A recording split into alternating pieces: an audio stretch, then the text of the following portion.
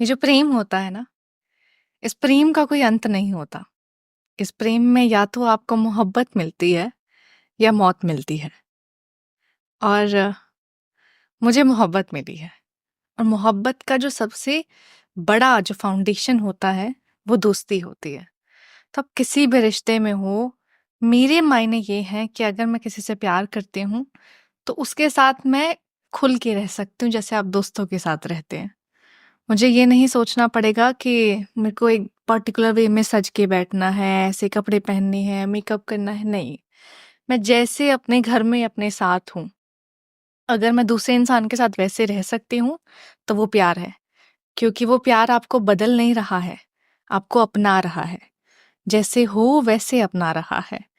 और ये तो अब मुझे झेल रहे हैं। मैं ये कह सकती ऐसा हूँ। वाकई है। हाँ, शादी के बाद हो जाता समझ है रहा हूँ, थोड़ा। आंखों में दिख रहा है मुझे। शादी के बाद आदमी का पेट निकल आता है ना। प्यार की पहली निशानी यही है। बढ़िया खाना मिलने लग जाता है। वो कहावत है ना कि आदमी अगर शादी के बाद सूखता जा रहा है, समझ जाओ टेंशन बहुत है। टेंशन। हाँ, तो मेरे यार दोस्त कहते हैं कि भाई ये कुछ ज्यादा है, ये ज्यादा खुश है। ये कुछ ज्यादा ही खुश चल रहा करो, है। नजर नहीं लगनी चाहिए। हाँ, लोगों की उम्र जितनी कमर हो गई है भाई मेरी अब। ओके, हाँ। ये बढ़िया था। सही है। तो आपके हिसाब से आप प्यार को कैसे देखते हो? जब एक इंसान आपकी जिंदगी में आता है ना, तो आप अपने आप को उसके ऊपर डाल देते हो। इसका मतलब ये है कि जब एक इंसान आता है ना, तो आप उसके लिए जीना चाहते हो। हम माँ बाप के लिए भी जीते हैं, लेकिन एक इंसान आया है जिसे आप चाहते हो कि वो आपके सुख दुख में साथ दे। है ना, हर लड़की ये चाहती है कि जब एक लड़का मेरी जिंदगी में आए, मेरी ख्वाहिशें पूरी करे, मुझसे प्यार करे, मेरी बातें सुने, और जो मैं चाहूँ वो मिल जाए, हाथ में हाथ पकड़ के चले, मार्केट में चले, शॉपिंग करे। बहुत सारी ख्वाहिशें होती है। लड़के की ख्वाहिशें इतनी होती है कि बस मेरी जिंदगी में आए, मेरी जिंदगी सुकून से कटे, शांति से कटे। तो लड़के को प्यार से ज्यादा ना बस ये एहसास होना चाहिए कि, और ये एहसास होता है कि एक इंसान मेरी जिंदगी में जुड़ा है जो मेरी ख्वाहिशों से ज्यादा मेरी शांति को समझे।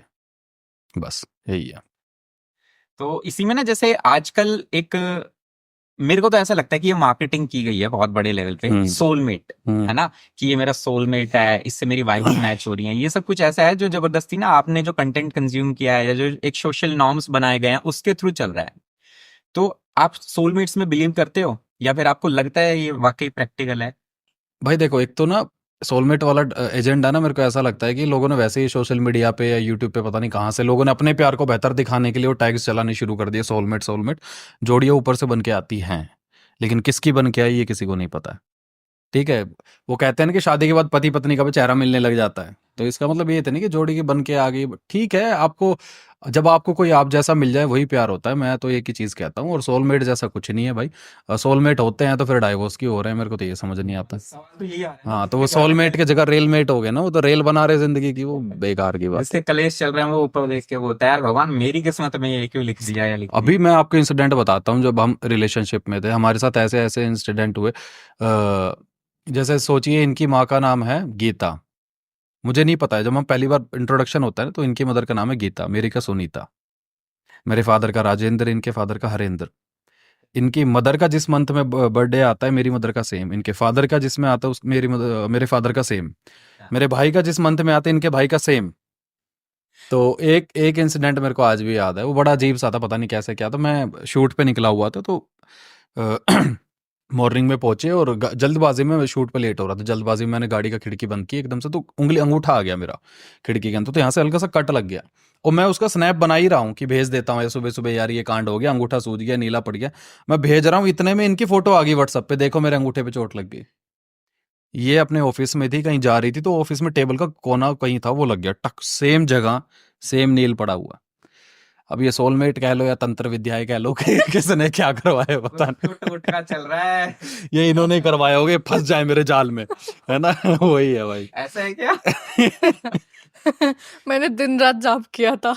ओके। सोलमेट जैसा मेरे कुछ काबू नहीं। में आ जाए। काली शक्तियों का इस्तेमाल किया गया। यार इस जैसा आदमी बिना तंत्र विद्याओं के नहीं मिल सकता। हम्म। तो मैंने तो जितने नींबू काट के चौराहे पर डालने थे मैंने डाल दिए। सलाद में कम पड़ रहे हैं, है ना। आप नींबू के रेट बढ़वाओगे फालतू में, बहुत महंगे हैं पहले ही। हाँ, तो वही है, सोलमेट जैसा यार कुछ नहीं होता है। आप जिंदगी अच्छे से बिताओ, साथ रहो, एक दूसरे की इज्जत करना आना चाहिए। अगर आप एक दूसरे की इज्जत नहीं करते हो, तो कितने भी आप पूजा पाठ कर लो, कितने भी आप सोलमेट बन लो या बेस्ट कपल बन लो या हैशटैग चला लो, कुछ नहीं होता। एक पत्नी को पता होना चाहिए कि मुझे अपने पति की खामोशी को कब समझना है, कब उसके सामने बात रखनी है। एक पति को पता होना चाहिए कि मेरी पत्नी की खुशी किस चीज़ में है। त्याग, आदमी को त्याग करना आना चाहिए। आदमी ना एक ईगो में रहता है कि मैं ये सब नहीं कर सकता, मैं ये नहीं कर सकता। जितना आपके हाथ में है उतना छोड़ सकते हो तो छोड़ दो सामने वाले की खुशी में, क्योंकि वो अपनी ज़िंदगी तुम्हारे हवाले कर रही है। आदमी तो उसी घर में रहता है ना, लेकिन औरत तो घर छोड़ के आई है ना। तो कुछ चीज़ें आदमी को छोड़नी भी चाहिए, ईगो के अंदर रिश्ता खराब नहीं करना चाहिए। तो सोलमेट जैसा कुछ नहीं है, सिंपल साहब कि एक दूसरे की इज्जत करना जानो, वही सोलमेट होता है, बस यही है। ये बात आपने बहुत सही बोली कि ना, मतलब मैं अपने पेरेंट्स को भी देखूं तो मम्मी को हमेशा पता होता है कब बोलना है और कब खामोश होना है। हम्म। पापा इस समय भड़के हुए हैं, तो उनको पता है इस समय अगर बात की जाएगी ना तो फालतू में ये बात बढ़ेगी, उस समय वो शांत हो जाएंगी। फिर मामला जैसे ही ठंडा, उसके बाद उनको पता है अब कमान कब पकड़नी है। मेरी जब नई नई शादी हुई थी ना, मेरी मदर, एक तो क्या होता है ना कि माओ के अंदर ये गुण होता है, जब उनके घर में बहुएं आती है ना, तो वो अपनी जिंदगी की पूरी फिलोसफी जो उन्होंने चाहे वो गलत सीखी हो, वो चाहती हैं कि मैं इन्हें बता दूं कि हमारे परिवार के आदमी किस तरीके से चलते हैं। या बेटा, मैंने तेरे पापा के साथ यानी मेरे फादर के साथ कैसे बिहेव किया है, कैसे रिश्ते चलाए हैं। तो मैं एक दिन सुन रहा था, किचन में काम कर रहा था मैं, थोड़ा बहुत मैं कुकिंग वुकिंग कर लेता हूँ, तो मैं लगा हुआ था प्याज व्याज काटने में। ये भी कारण है। ये भी कारण है। तो मेरी मदर कह रही थी कि बेटा, हमेशा कभी भी ना ऊंची आवाज में बात मत करना, आदमी को सुनना शुरू करना। ये मेरी मदर कह रही, जो मेरे से कभी इतनी बात नहीं कर पाई। कहती कि बेटा थोड़ा सुनना शुरू करना, आदमी के सामने कब चुप रहना है, कब बोलना है, ये तुम्हारे हाथ में है। अगर बराबर बोलोगी घर टूट जाएगा, थोड़ा चुप रह के सह लोगी। सहने का मतलब ये नहीं होता कि थप्पड़ मारा और खड़े नहीं, सहने का मतलब ये होता है कि आदमी गुस्से में भी हो सकता है, कुछ इरिटेशन हो सकती है, वो कुछ कह रहा है किसी और के पॉइंट ऑफ व्यू से, या किसी और की बातें बस गाली गलौच में निकाल रहा है, किसी और के ऊपर का फ्रस्ट्रेशन। सुनने वाले तो आप ही हो ना, और किसको सुनाएगा। तो वहाँ हक बनता है कि आराम से सुने, उन्हें ठहराए, उन्हें बैठाए और पूछे कि पानी पियोगे, क्या हुआ, पूछो। ये रिश्ते में नहीं होता है आजकल।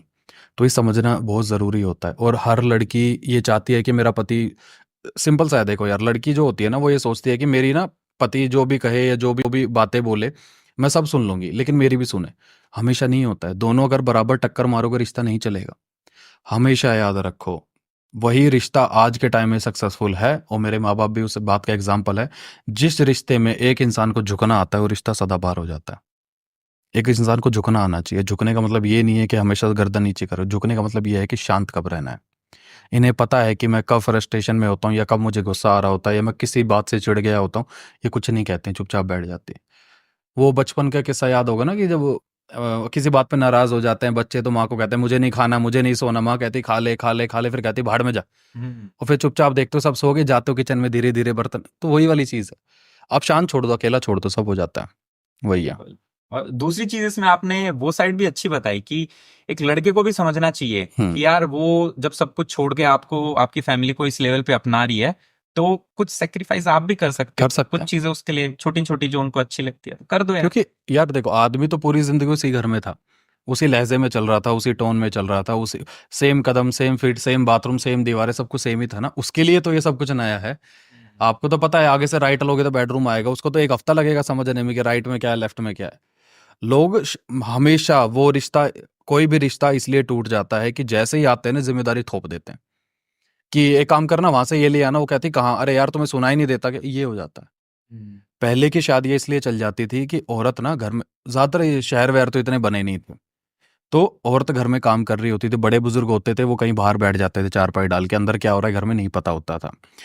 पति जो होता था खेतों में चला जाता था, या नौकरी करने चला जाता था, या जो भी काम करता, औरत घर में अकेली रहती थी, तो कलेश बहुत कम होते थे। पहली चीज़ ये। दूसरी चीज़ ये कि औरत इतनी बिजी होती थी कि गाय भैंस का काम, बच्चों को स्कूल भेजना, फिर वो लीपा चौपी, वो गोबर फेंक के आना, जो भी काम होता था XYZ, वो बिजी रहते थे। अब ना सब खाली बैठे हुए हैं। सब कुछ काम तो सोशल मीडिया पे हो गए, एक बटन में सारी चीज़ें हो रही हैं, घर से बैठ के ऑफिस हैंडल हो रहे हैं, तो फुर्सत बहुत है, और लड़ाइयाँ फुर्सत की वजह से हो रही है। आप घर के अंदर रहते हुए भी बहुत आराम से रह सकते हो, लेकिन रहने का तरीका नहीं है ना। जब इंसान, पहले कहा जाता था कि कोई भी शादी है स्टार्टिंग के 2 साल लड़ाई होगी। जब मेरी शादी हुई थी तो मेरी एक को एक्टर थी, चाची वाची बनती थी मेरे सीरियल में, उन्होंने बोला था कि आदि तेरी नई नई शादी हुई है ना, लड़ाइयाँ होंगी। तो मैं ये सोचता था यार लड़ाई कैसे हो सकती है, हम तो बहुत प्यार करते हैं। लड़ाइयाँ हुई। अच्छा। वो लड़ाइयाँ क्यों हुई? क्योंकि हमने फोन पे हर वो बात नहीं करी ना जो घर में हो रही है। हम बात सिर्फ एक दूसरे की करते थे, क्या खाया क्या पिया, लेकिन कैसे खाया, कैसे बर्तन, ये बातें नहीं होती ना। जैसे फॉर एग्जाम्पल, कई लड़कों की आदत होती है वॉशरूम से नहा के निकले टॉवल फेंक दिया, खाना खाया बर्तन फेंक दिए, इधर उधर पटक दिया, जूते वहां पड़े हुए, जुराबे धोई। ये चीजें फोन पे कभी बात नहीं हुई। जब वो लड़की घर में आई, उसने ये चीजें देखी, और लड़की अगर मैनेजमेंट वाली है, उसको इरिटेशन होती, वहां से झगड़े शुरू हो जाते हैं। तो या तो प्रॉपर खुल के बात कर लो, या फिर समझो कि कोई आई है तो उस तरीके से चले। इतना ही होता है। तो सहन करना, स्टार्टिंग के 2-3 साल आपको झेलना पड़ेगा, आपको समझना पड़ेगा कि क्या इफ है क्या बट है, वो समझना पड़ेगा।